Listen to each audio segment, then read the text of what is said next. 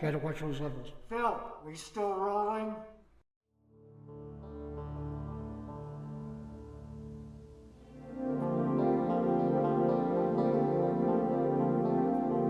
I knew that it was my fate, my destiny to follow that music.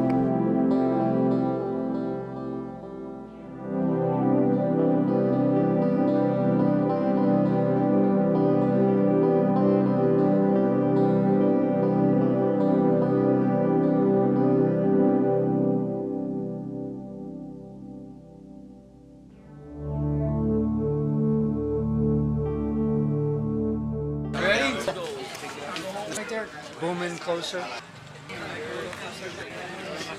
Rolling.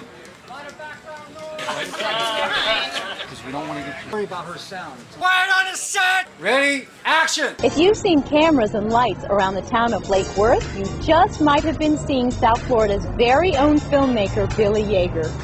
Billy Yeager started the script for A Perfect Song this summer, after winning several awards at film festivals last year for his documentary, Jimmy's Story. There's a new movie out there that was filmed right here in South Florida, and it is premiering at the Delray Beach Film Festival. Fun. The biggest buzz at the festival is the film A Perfect Song by Billy Yeager. Folks are lining up for over an hour ago to get into the theater. The film is a favorite to see among all the people we have spoken with, and Billy and some of the actors themselves will all be here. Billy spent over 1 year filming throughout the state of Florida. He not only wrote the film, but also produced, directed, and acted in the lead role. Billy also discovered his own actors and trained them himself. Scene 45-5, take one.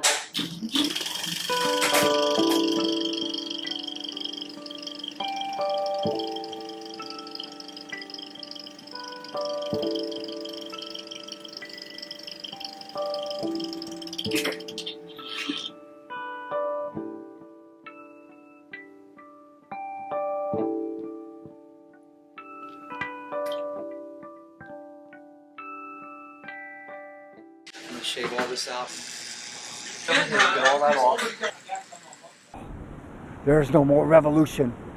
Music used to stand for music. Rock and roll used to stand for something. It was fuck the establishment. But we sold out. We all sold out like whores.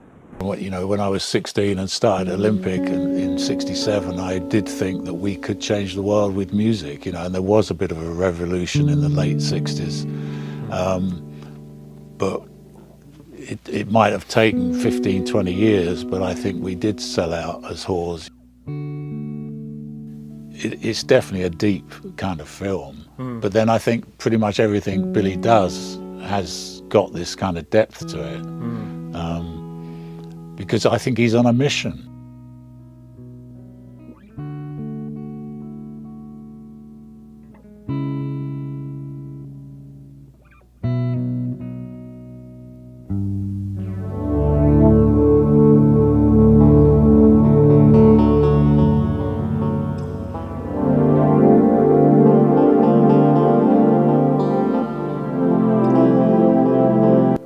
My name's Russell Clark.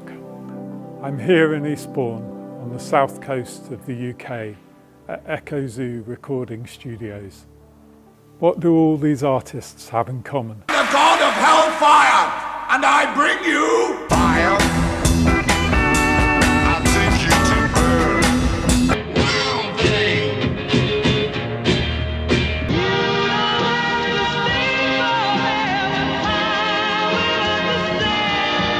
I sit and watch as days go by. If you wanted the moon, I would try to make a star with love.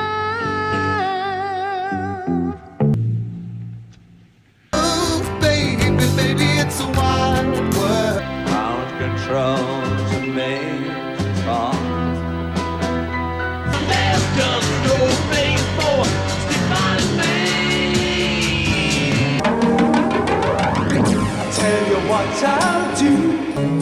We'll get high. It's all too beautiful. Your dirty sweet, you my good. And I gotta get it on. What would you do if I said how to do it?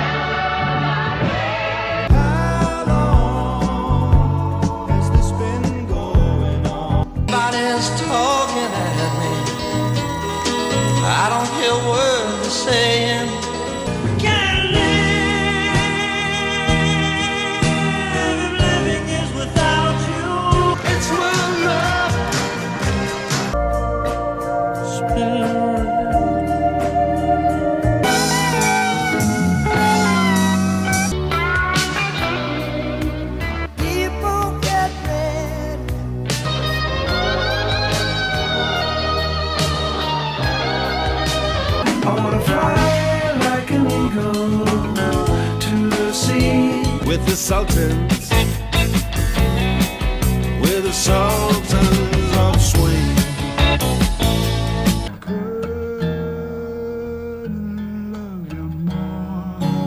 I've looked at love from both sides now. Are you shot the sheriff?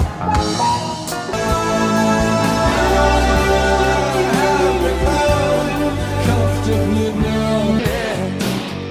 Different speed. December take you ever long. For a melody, I'm in the mood. For a melody, I'm in the mood. Temperature by the hammer, beat of the floor. Can't make a song now because it's all on you.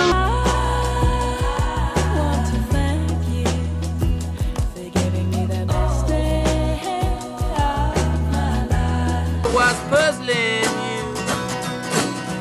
The nature of my game. I think working on Beggar's Banquet felt pretty special. It was being filmed at the time, so a lot of people around, movie cameras. It was one of the longest albums that was made back in '68. Please allow me to introduce myself. I'm a man of will and taste. Hope you get my name. Oh yeah.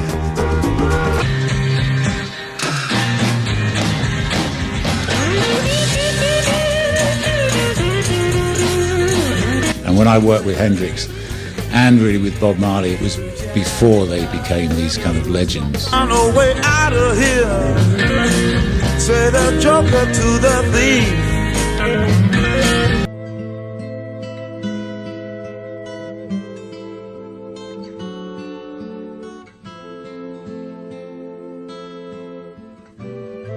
I guess Led Zeppelin, when I worked with them, were already pretty successful.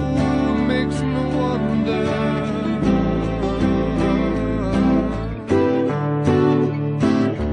There's a feeling I get when I look to the west.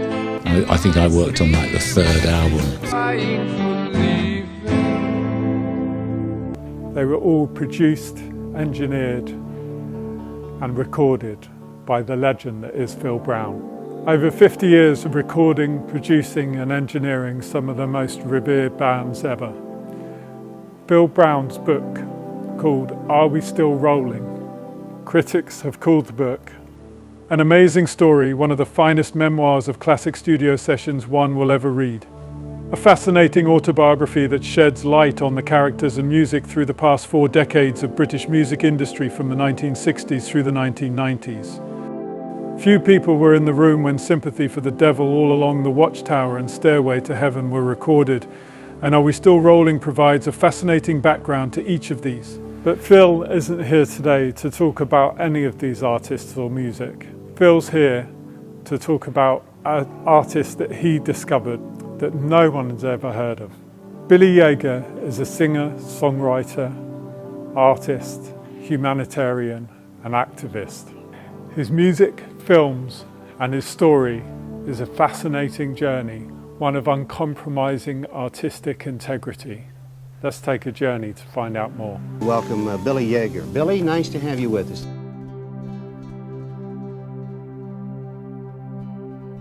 Billy Yeager was born in Miami, Florida. He grew up on the film sets with his father Ray Yeager and his famous aunt Bunny Yeager, the pin-up queen and photographer for Hugh Hefner's Playboy magazine in the 1950s, who is also the one who discovered the legendary pin-up Betty page.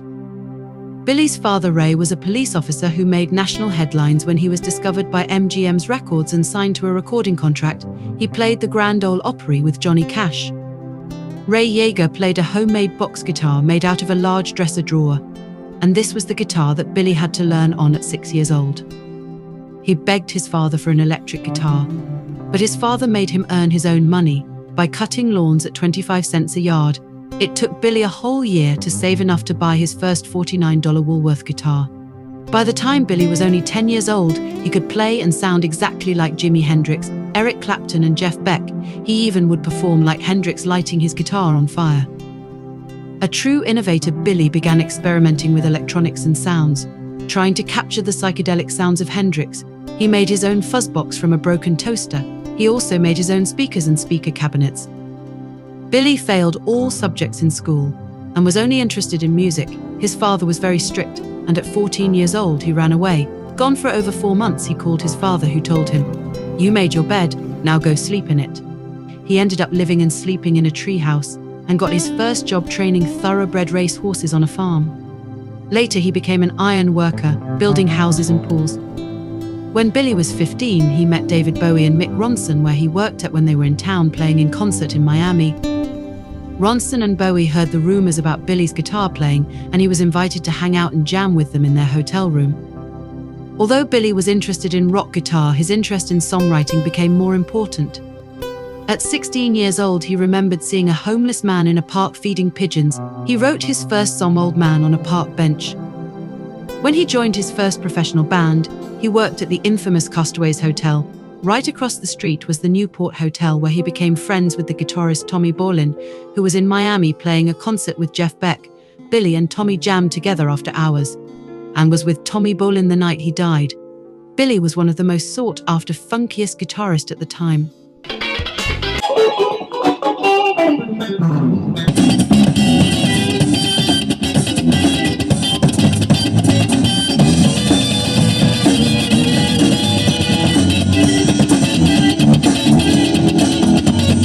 For the next 8 years, he played in several different bands.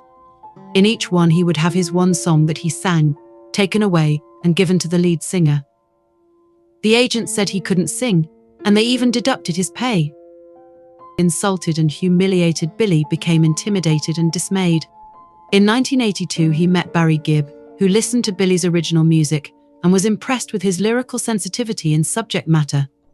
Barry introduced Billy to his manager, encouraging him to write and send him music. Having to earn a living playing in cover bands and being shoved to the back out of the limelight was too much for Billy. That all changed when he met Wayne Cochran, and Wayne began to teach Billy how to be not just a musician, but a sensational performer.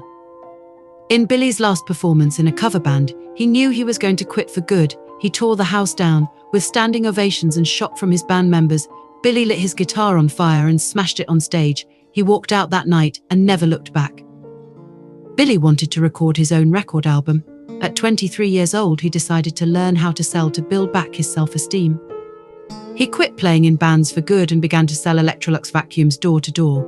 Once he learned to sell, he took his lyrics and his guitar and went door to door asking for money to record his album. Within a week, Billy had $9,000 and invited over 23 musicians to compete his record album, What's It Gonna Take? Soon after, he began winning several songwriting contests and performed in bars, headlining with Johnny Depp's band, The Kids. In 1983, he was discovered by Columbia Records by the same people who discovered Bob Dylan, Bruce Springsteen, and Aretha Franklin. John Hammond and Chuck Gregory wanted to make Billy the next big guitar player, but Yeager wasn't interested in guitar and turned them down. In 1983, he met and made friends with the legendary bass player Jorko Pastorius. The two of them recorded some songs together and were going to start a band. Jorko thought Billy was one of the best guitarists he ever played with. In 1985, he was sought after again, this time by the reggae band Inner Circle. He played concerts and recorded on Inner Circle's records, including Bob Marley's Family. It was also at Inner Circle's private studios where he recorded his next album called Be My Valentine. This time, Billy played all the instruments himself. Shortly after, he was asked to record with jazz greats Iris Sullivan and Eddie Higgins for Stan Jeff Brown's jazz album. From 1985 until 1992, Yeager secluded himself. Locked up in his small apartment, he invested every minute working on his original style. He took a part-time job as a janitor that allowed him to return home at 8 a.m. in the morning. 2 years, just locked himself away. Did nothing but writing songs and music. Mounds and mounds of tapes everywhere, just strewn all over the bed, dresser, the drawer. He'd write 2-3 songs a day, great songs too. We're not just talking about average, just 2 or 3 chord junk songs. Every day for over the next 7 years, Yeager wrote and recorded over 3 to 5 songs a day, working obsessively on his writing skills. Then in 1992, Grammy Award winner Bruce Hornsby heard Billy's original 4-track recordings. Bruce stated that Billy's music is different, and he has songs that reach people. Bruce's discovery and support of Billy Yeager's talents ignited even more interest in his work. Bruce got Billy a development deal with Capitol Records, and soon after he was signed to management with Gerald Georgettis, who managed Pink Floyd. During this time, he was asked by Prince to play guitar for his band, and also the Red Hot Chili Peppers because of his unmatchable funk chops, but again and again he turned down offers to simply play guitar. Peter Gabriel's drummer Jerry Marotta and drummer Carmine Appice both let the record companies know they were interested in playing on Billy's record, but by then Billy lost interest in the music business, and he began to believe that he could use his talents to serve humanity better if he made films. Yeager shifted his attention to filmmaking and began producing his first film.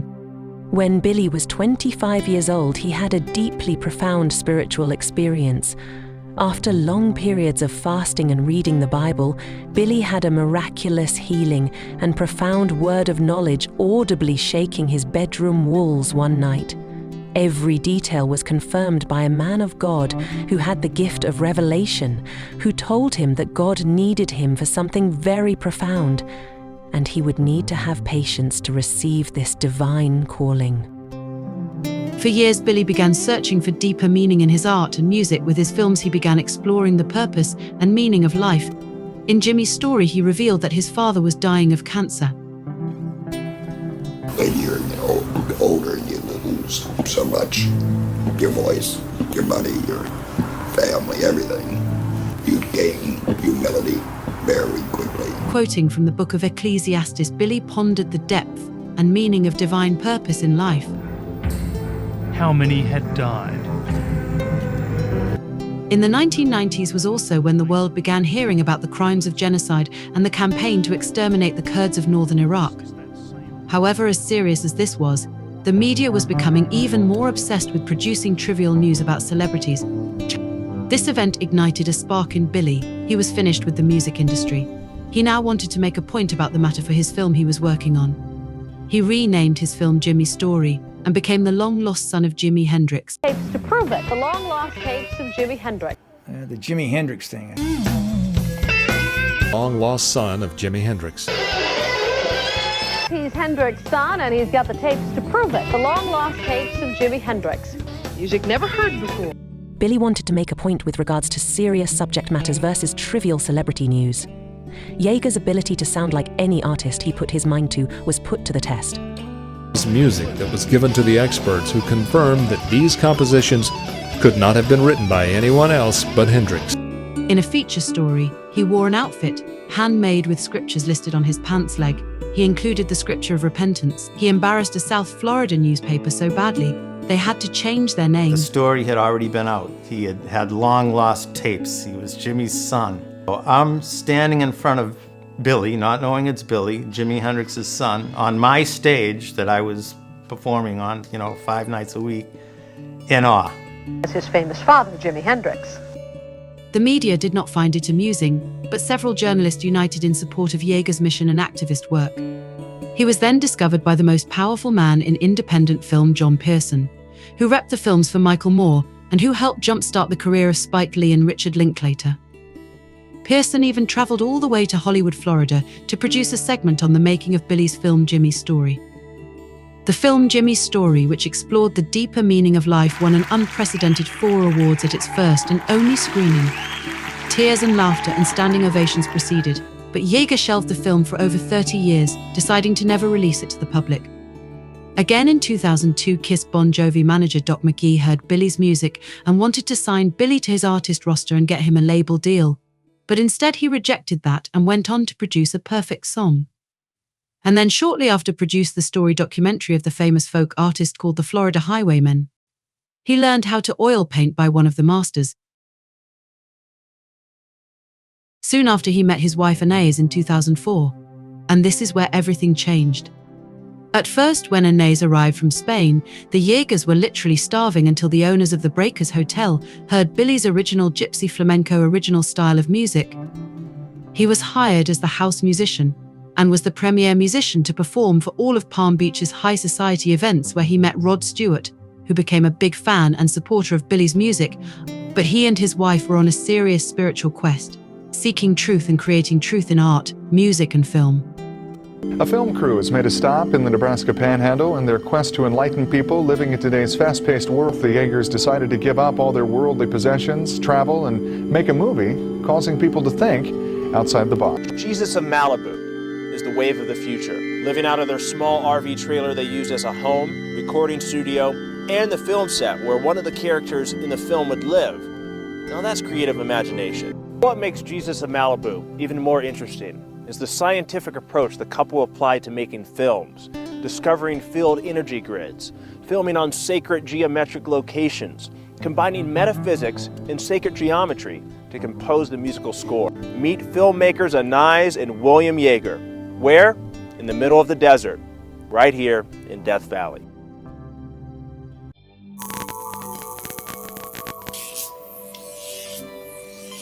Billy Yeager's interest in sacred geometry and numerology, and his scientific experiments involving wave frequency and vibration, and the application of electromagnetic currents to the brain, initiated when he visited the infamous Coral Castle in Homestead, Florida, where he filmed scenes for A Perfect Song.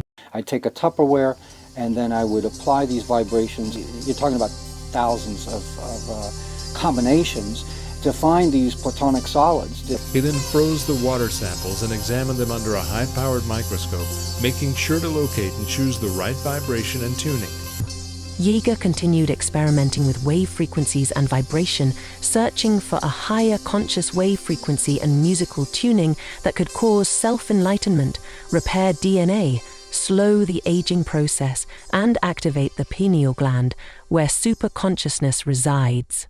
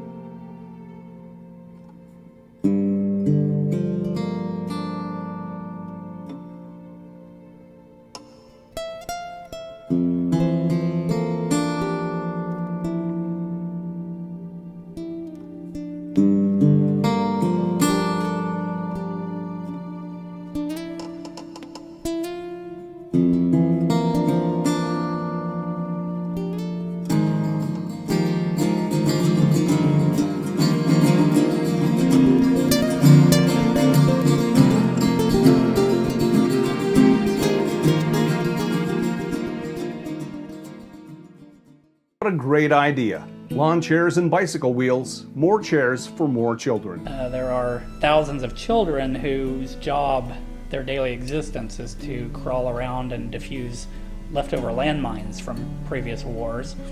And so many of them are missing legs and arms. The concerts that are being held at a missile base in the U.S. are going to raise money to provide wheelchairs to landmine victims. Here to tell us more are Billy and his wife. Convicted in a triple murder that prosecutors now say he did not commit, for the man at the center of one of the longest wrongful conviction cases in U.S. history. Hundreds of people have been convicted. It's of great injustice. Joyce Watkins spent decades in prison for a crime she did not commit. Nobody cared, so what did it matter? The Yeagers are very concerned about the corruption in the justice system, and they were determined to use their talents to create awareness regarding the tens of thousands of wrongful convictions and incarcerations.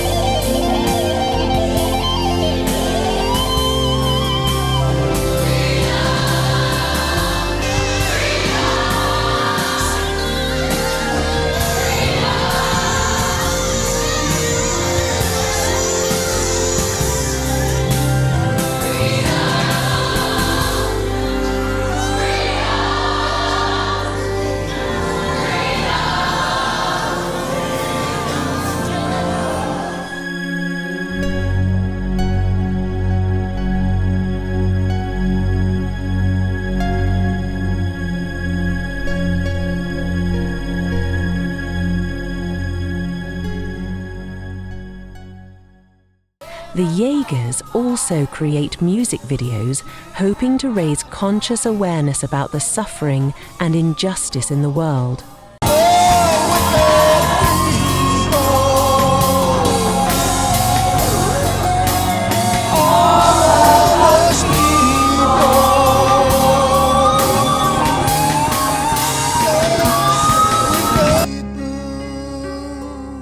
This video for Wake Up People, unfortunately, like many other videos by the Yeagers, was banned on YouTube.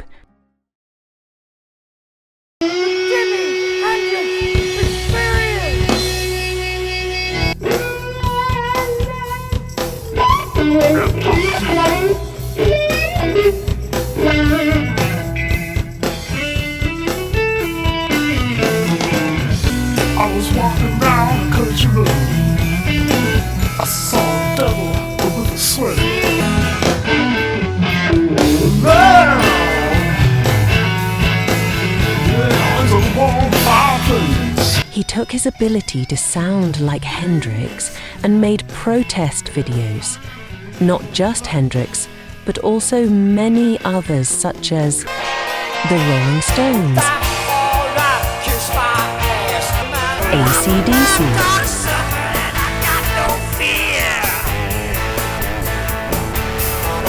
the Beach Boys, the Gypsy Kings, Santana,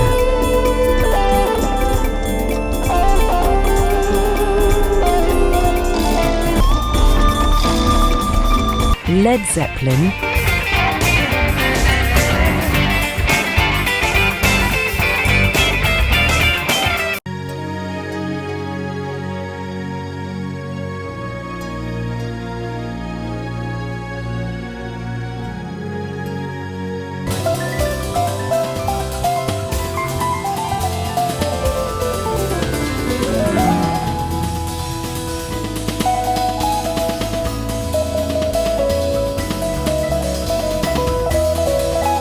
Billy puts on wigs and becomes jazz legends Pat Metheny and Lyle Mays.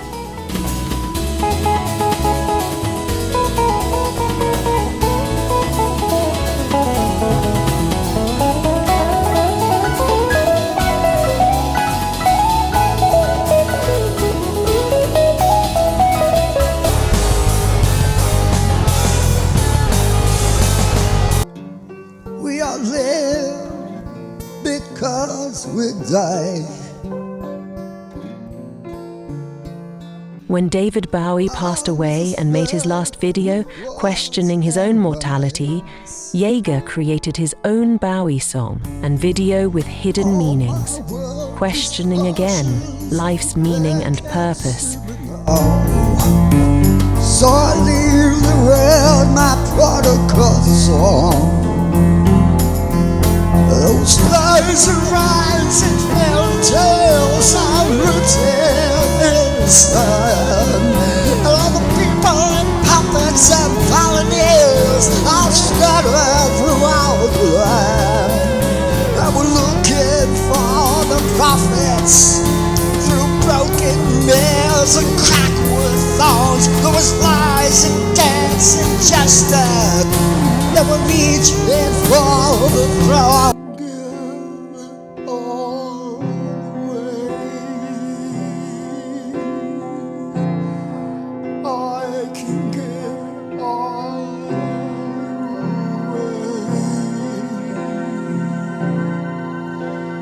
Billy changed the song Black Star into the White Star, always taking those into the light.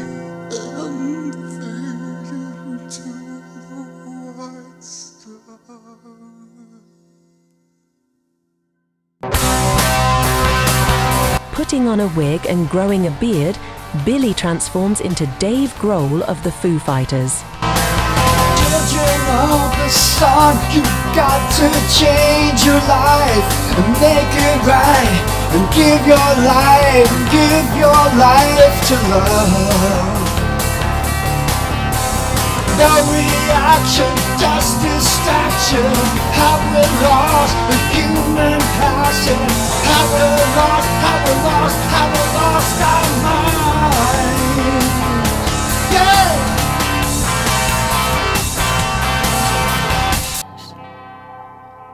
Humanity's ignorance of unspeakable acts of suffering and injustice. What the fuck? Watching fucking Super Bowl Sunday and give me my beer and just shove some bullshit up my fucking asshole. What the fuck is wrong with everybody? All of these videos come with a shock point, jolting one into one's conscience.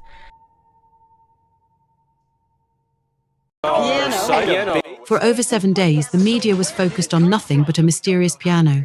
Once again, this triggered Yeager to protest not just against the media again, but trivial pop culture and society. CNN had to explain Yeager's event. In doing so, they featured a 4-minute segment all about the Yeager's film Jesus of Malibu. The mystery for a piano on a sandbar. How the heck? Well, we think it may involve these two. We could tell you that the piano is still playable. And try picturing these two lugging an old piano out into Biscayne Bay, saying he and fellow filmmaker Anais Yeager did the deed. They're making a film called Jesus of Malibu about a spiritual journey across North America. I want you to help me to change the world. The very latest. Why?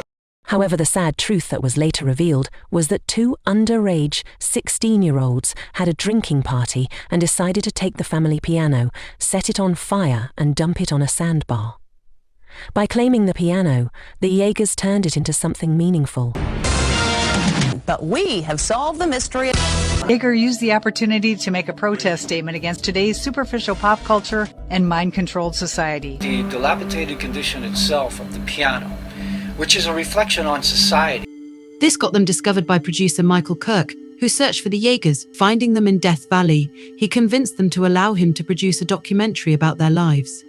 It took over 2 years to produce the documentary called The Film That Changed the World. It first came to my attention in 2015 when the producer submitted The Film That Changed the World to my film festival, the Red Dirt International Film Festival, located in Stillwater, Oklahoma. That film went on to win the Most Inspirational Film Award.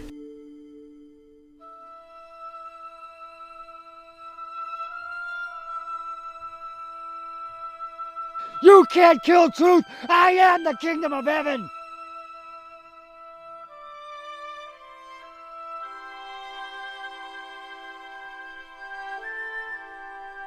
I'm a minister here in Wichita, Kansas, and just saw the film that changed the world. I am still processing. It was very, very emotional. It had a lot of images that evoke a lot of visceral feelings in me, challenge a lot of thoughts and notions, and in a lot of ways felt for me like I was encountering Jesus, encountering something very countercultural. I just saw a screening of the film that changed the world. It's an affirmation of the truth of our being, of our souls and our spirit. And it's also an invitation to confront all the things that keep us from our divinity. This is a beautiful film. Anybody who sees it is going to be transformed in a way that gives more life. This week, Film Look looks into the spiritual realm of making movies. The Film That Changed the World is a documentary film that tells the story about the making of another film called Jesus of Malibu. I don't know what to say. I've never seen anything like it. The film was painful. It was uplifting. I would say this is very inspirational. It will open your eyes to a lot, and I will be thinking about this for probably a few more days. It really spoke to my heart. I know it's going to continue to work on me and process in me. Grateful for the courage and the cultivation of the divine spark. It was powerful. At times I just could barely watch some of it. It was just tremendous. Very profound. I've now seen the film 5 or 6 times, and even though it's a very uncomfortable film to watch at times, I really feel like it is a film that as many people as possible should see. I don't think I've ever seen a film as powerful as the one I just saw. The film Jesus of Malibu is a 3-part trilogy film that will never be distributed, downloaded, or sold. The film wasn't made for fame, success, or profit. It was made so as to change the world. The film Jesus of Malibu only screens in the desert. Husband and wife filmmaking team William and Anais Yeager relinquished their comfortable life in Palm Beach, Florida, setting off on a spiritual journey across America. The couple invested 7 years devoting themselves to an intense body, mind, and spiritual regimen. They gave away all their possessions and bought a 1970 14-foot travel trailer and ended up in the desert for 3 years, writing, producing, directing, acting, and composing all the music for their film without any money and without even a one-person film crew. Discovered by Maltese Productions, the documentary film investigates the making of a true, life-changing, transformational film. The film was produced by a method that was given to the Yeagers by the universe called transcendental filmmaking. When the Yeagers completed their movie, they posted a 7-minute film trailer of Jesus of Malibu on YouTube back in 2011.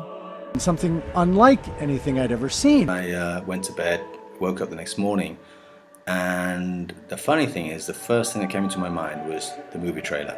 I was amazed just to see the sheer power. There was a distilled and purified truth that lingered inside of me. And they were mirroring these emotions and these deep feelings and this passion about the world that I've had my whole entire life. This is really going to help wake up the world. People claimed the film trailer had such an impact on them that it actually changed their lives. Now, the documentary film itself about the making of the movie is raising eyebrows and the hairs on your head. It's been a lifelong process for myself of dealing with a lot of the same questions and issues that were raised in this film. And they get to the essence of what it means to be divine. It means to depend on nothing but spirit. There are so many eloquent things in this movie, so many transformative things in this movie. Something where someone was standing in their truth and did not care what others thought about it, but were being totally genuine, very authentic. The disturbing images, and those disturbing images are like the ways we access, they break through the barriers that prevent us from being authentic. We need to be disturbed about the condition of the world, and these filmmakers are disturbed about the condition of the world. It's a deep film made by deep souls, and it has beautiful moments and it has very hard moments, but they're all the truth. I think I came away with the feeling that only love can heal. The material things can only destroy. One woman from the audience of the premiere screening in Wichita summed up everyone's sentiments best when she said, "I have only one word." Una palabra, just a word. Finally, finalmente. Gracias.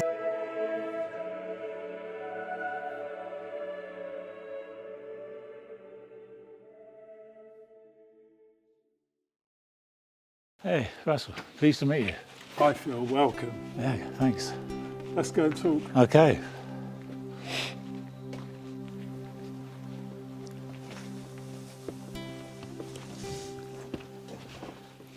Oh, hello. Hello.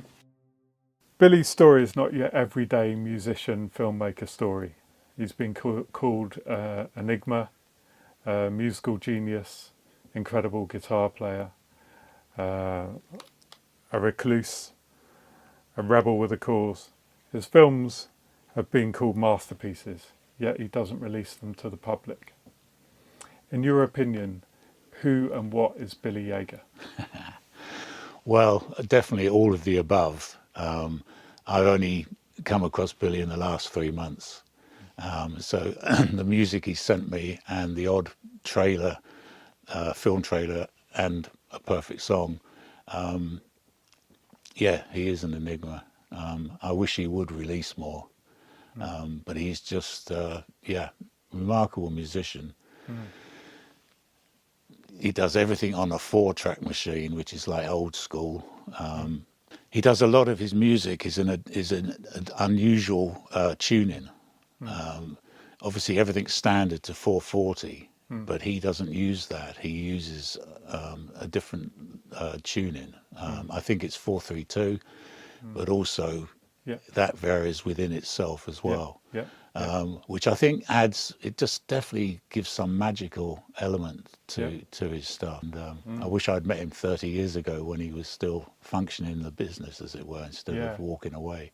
We're going to get into the details about Billy's film, A Perfect Song, a little later in this interview. But I think right now, up front, what everyone needs to know is you're the only person who's seen this film in over 20 years. In a few words, what is the thing that strikes you the most about this film and that made you want to come here today to let everyone know that every musician in the world needs to see this film?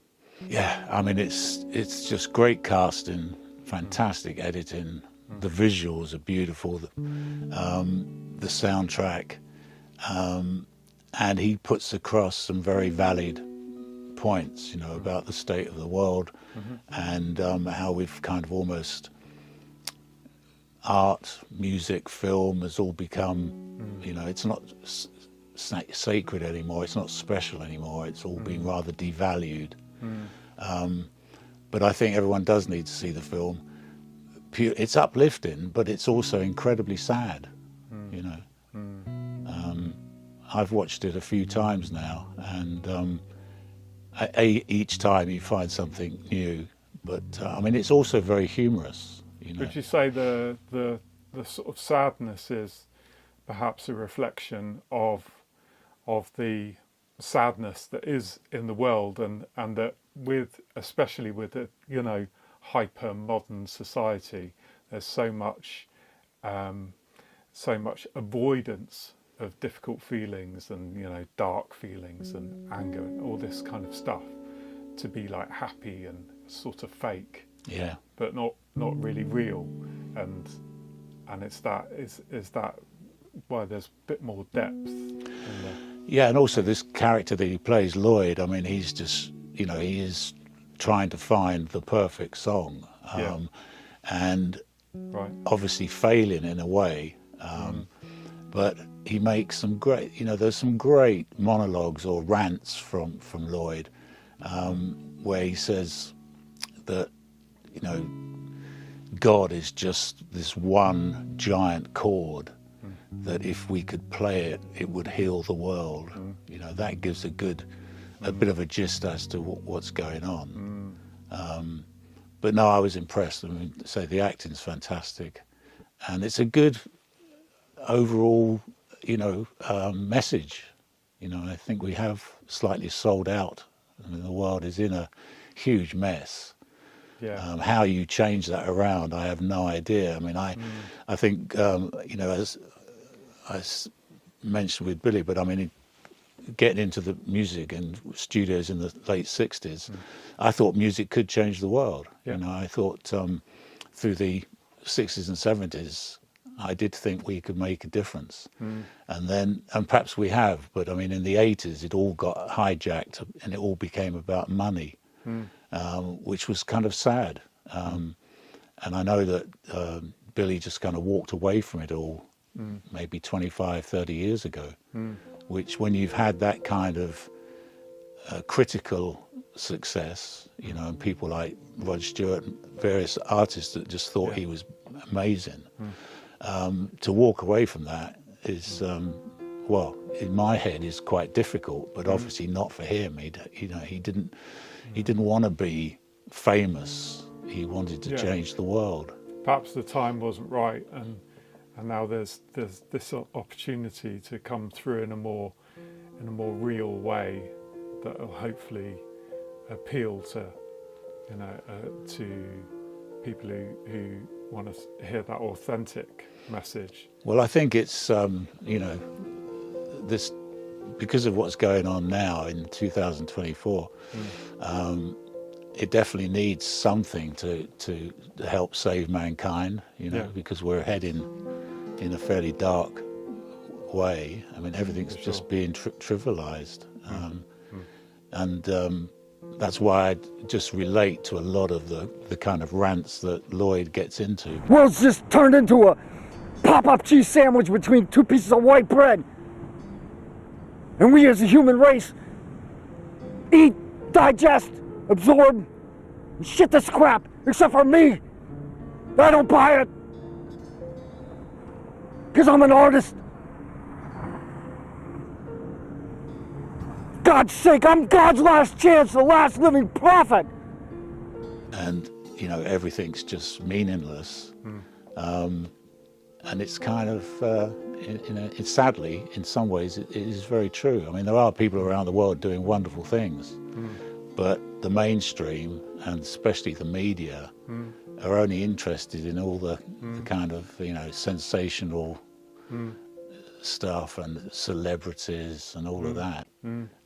So much modern music, it just seems bland to me. And the subject matter, that's the other thing. I mean, Billy writes songs that have real depth of meaning, and when you compare that to some of the lyrics of today, I just find it embarrassing, really, that people are making so much money and having huge success on something that's so trivial.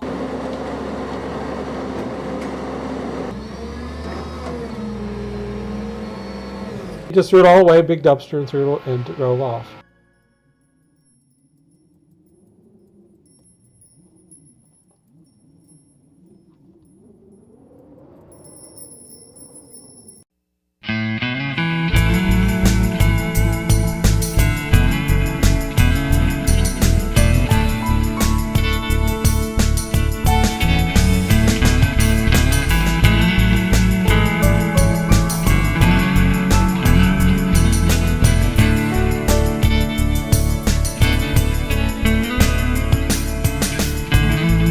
Sitting in a dark corner with the wind through the cracks of this lonely room.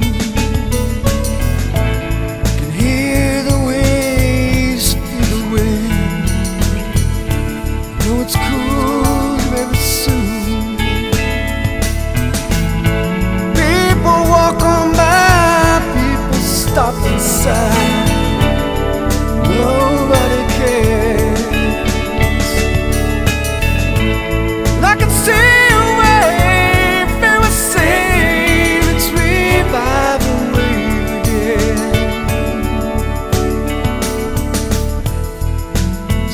Your fears in your pockets. Gonna ride till the sun goes down. It's a sweet thing when all the doctors and lawyers and lovers and weepers ride one to the ground. And as the world turns,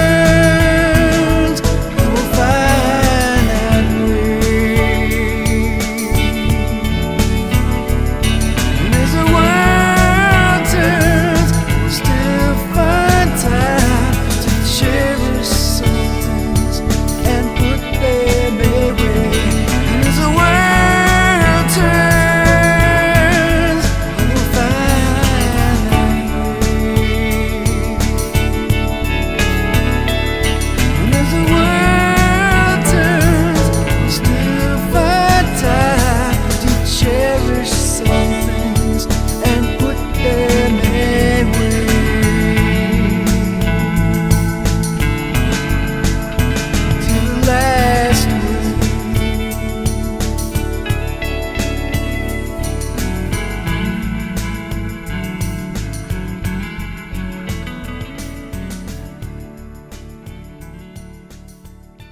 2002, Bon Jovi and Kiss manager Doc McGee heard one of Billy's songs, The Last Wave.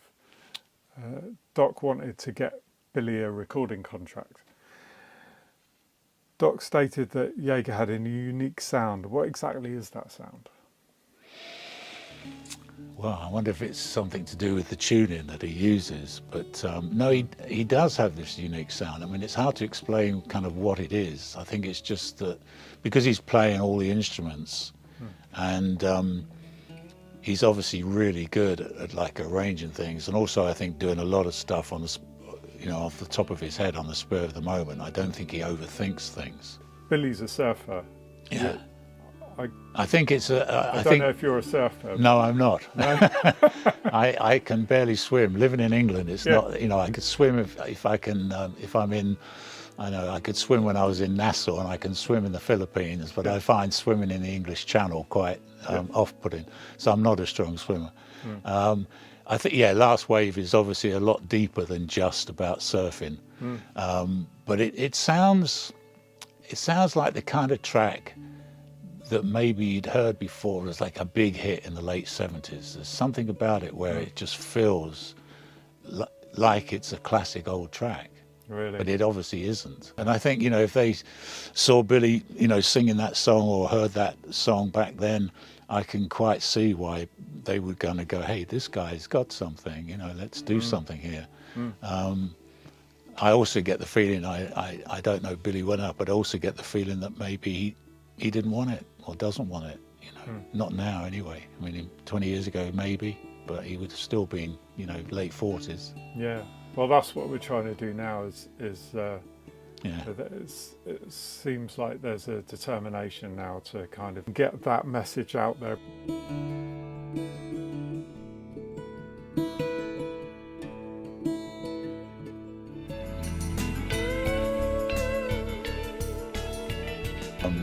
Since I pulled out of kind of the mainstream, as it were, about 6 years ago, I've tried to listen to music in a much more innocent way, try to get back to just to enjoy the music and not worry about the components of how it was done. And I go now much more for feel, the ambient, the vibe, which is possibly why I've kind of been so easily accepting what Billy's doing, because although he's this incredible musician, that isn't really what's being flaunted.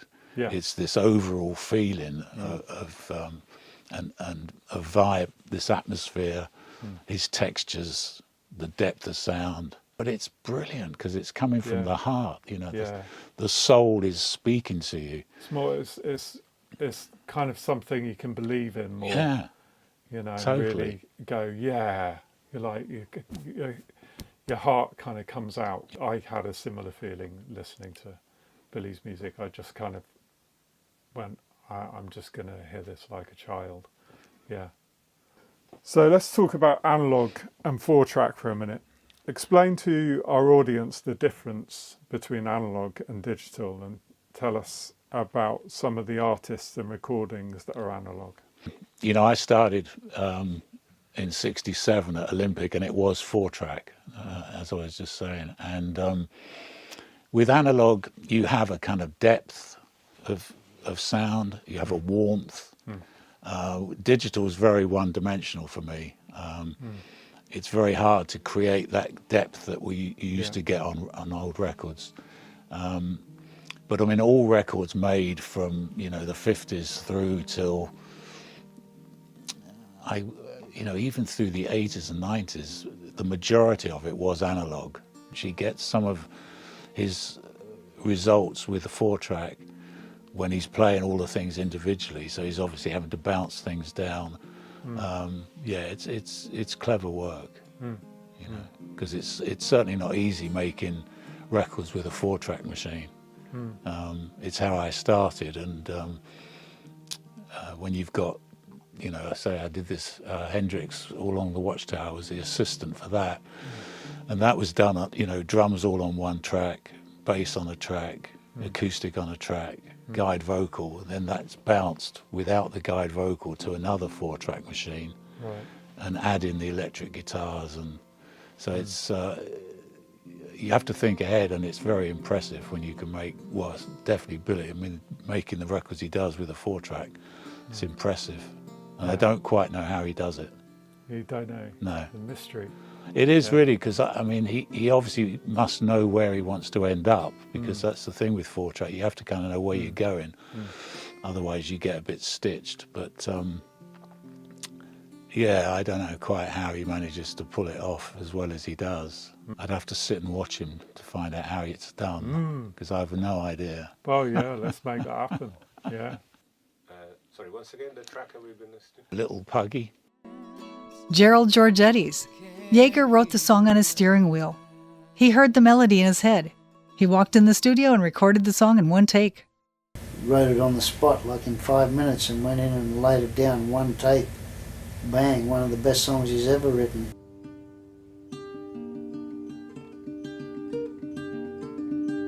In 2003, Rod Stewart heard Billy's 4-track song, Boys Town. He wanted to know all about this gypsy Latin style of music. Can you describe the style of this song? I don't really know what kind of style you would call it. I mean, for me, it's a wonderful song, and I mean, Billy covers so many different areas and fuses different things together. So exactly kind of what you term, okay, oh, that's obviously jazz. I mean, but Billy is, there's a lot of jazz influences going on.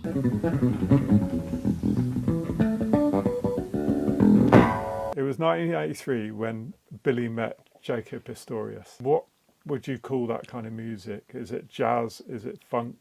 That's hard to say. I mean, Jaco was just an amazing bass player and played so many different styles, but I guess he was coming from a jazz funk background. But I mean, Billy himself, I mean, he writes, you know, there's jazz, there's blues, there's rock, there's almost country, folk. I don't really know what you would call their collaboration. I mean, I guess surf jazz might be the nearest.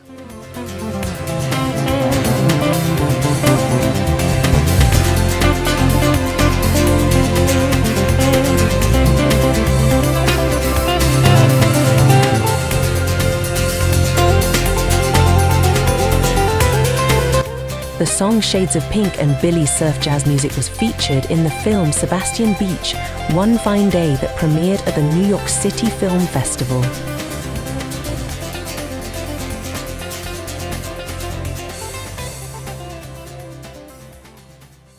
Drowned by Water is also featured in the film A Perfect Song. That's also recorded with a 4-track. What are your thoughts about that song? Well, I mean, it's a beautiful track, actually. I love that track, but it's also quite dark, I suppose, because it is almost, well, it is, I think, about suicide. Yeah. So you've got this wonderful track again with lyrics that are quite deep and can be quite dark. Take me down the river and wash me.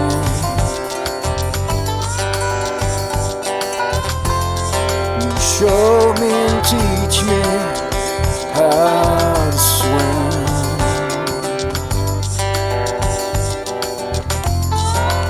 Cross the ocean, 'cause I'm not coming back. I don't want the world no more. I don't want to feel.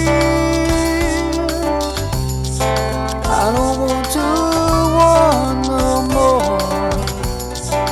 I don't want the world to feel the pain that I feel. Let me drown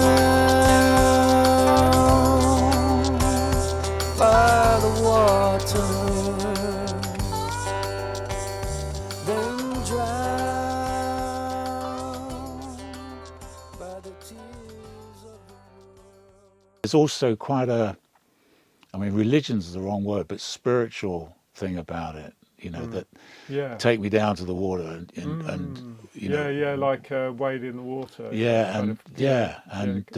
Almost like being baptized or something, you know, and wash away the sins of the world with your tears. That kind of whole sentiment.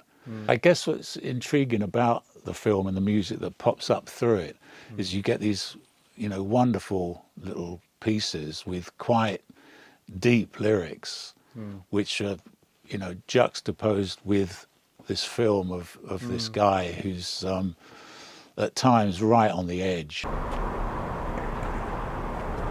Is it your car? Yeah, man. It's my car.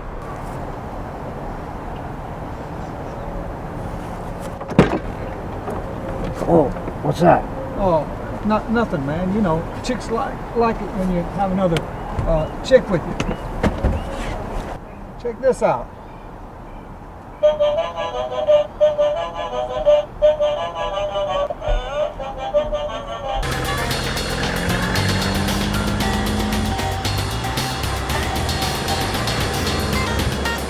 Perfect song! There's medicine! There's a perfect song! There's a perfect song! There's a fucking perfect song! So with the humour, and then you snap into something else, it definitely gets the mind thinking. I'd kind of come to the end of an era, as it were, and I was bored. I hated the 80s music, a lot of it, hated the sounds, all this new early digital, and I was about to leave the business, and I bumped into Tim Free Screen and then ended up doing Spirit of Eden, and it totally resurrected my career. Not with record companies. I mean, record companies really didn't want to know Tim and I after those records because they thought we were too expensive and we took too long to make records, which was a one-off, really. I mean, I'd made records very fast before that. But it brought work from all over the world. You know, I was in Buenos Aires working with a band, and I was in Norway working with a band, and every time I kind of said, so why did you ring me up? They'd say, oh, Spirit of Eden. Most impressive is Phil's work with the artist that Roland from Tears for Fears, Kate Bush, and Peter Gabriel claimed was one of the greatest artists and created, quote, timeless masterpieces, a genius and a legend, Mark Hollis. The only reason Mark Hollis and Tim Free Screen are the heroes that they are is because of the records they've made. Phill spent over 3 years secluded, recording 18-hour days, engineering and producing the 3 most iconic records of all time, Mark Hollis, Spirit of Eden, and Laughingstock, which are considered to be masterpieces by the most respected musicians and music critics. Mark Hollis's story about these recording sessions is also a documentary that features Phill. There's a wonderful sequence in A Perfect Song where he's on the fly, he's recording, you know, guitar and piano, or keyboard, guitar, bass, all at the same time.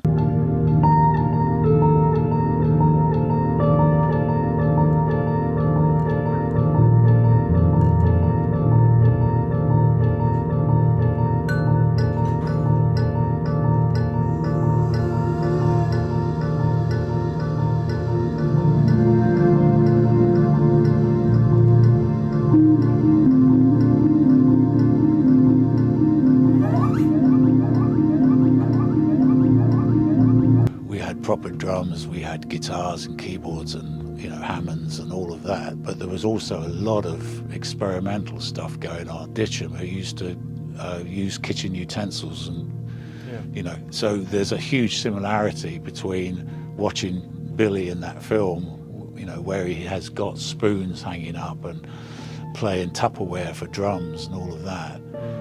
We were kind of doing that in Spirit of Eden. We were experimenting. So there's a huge similarity for me with that. Spirit of Eden cost £350,000 at the time.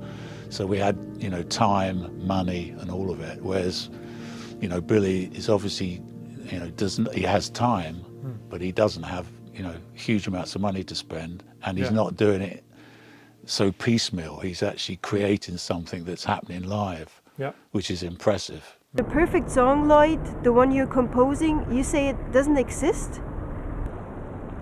Yes, it exists! In God's ears! And he gives to whomever he wants. It's a curse. It just feels like he's got some connection where things just stream through him, whether it's lyrically or musically. He's a lucky man from that point of view. I mean, I don't know if he's religious, but there are a lot of references in films and in music to God. So he may be lucky and have this kind of link where things transmit through him. Yeah. I mean, I know he's explained to me that some of the Lloyd speeches that he did, you know, they weren't written down and scored out beforehand. Things just came through him or came to him when he was doing that shot. I guess he's sort of in sacrificing all the kind of material pleasures of the body, as he says in the film. There's the gift of a greater connection to sort of divine creative energy that he shows in the music and the film. Yeah, no, I'd agree. If you love art, if you're a real artist, then you dedicate yourself to that. You dedicate yourself to God and being great. What's wrong with setting the bar high? There's some music to go with it, and it makes it's like a confection of profundity. In a way, it's a pity he's a recluse in that sense, and his work doesn't get out there more. But he's a true artist. I'd like to see Billy, get the recognition and get his work out there. I think the world needs this right now. I must admit, I really want to watch Jesus of Malibu. That's the film that I really want to see. Yeah. But you know, we have to give it time. It will eventually surface, I'm sure.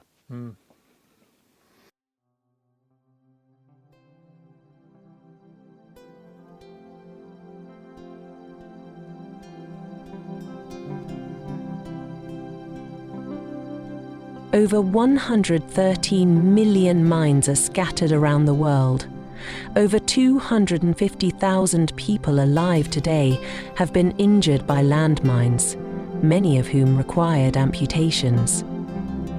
An estimated 10,000 to 100,000 additional people are killed or injured by landmines each year. Half the people who step on an anti-personnel landmine die from their injuries before they are found or taken to a hospital.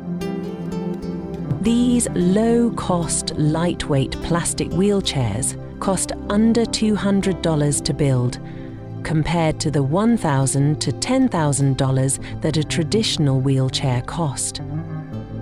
There are over 2 million people who still don't have their own wheelchair.